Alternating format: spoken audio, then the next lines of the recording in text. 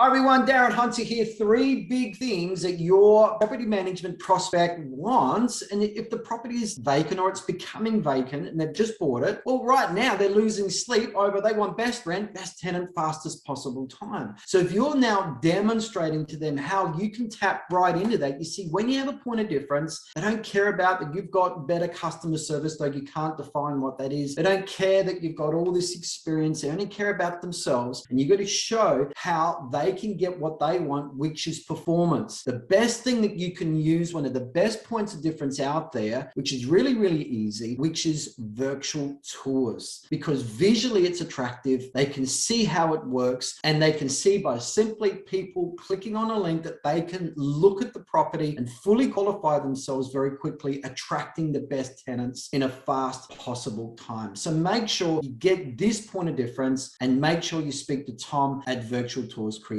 Take care.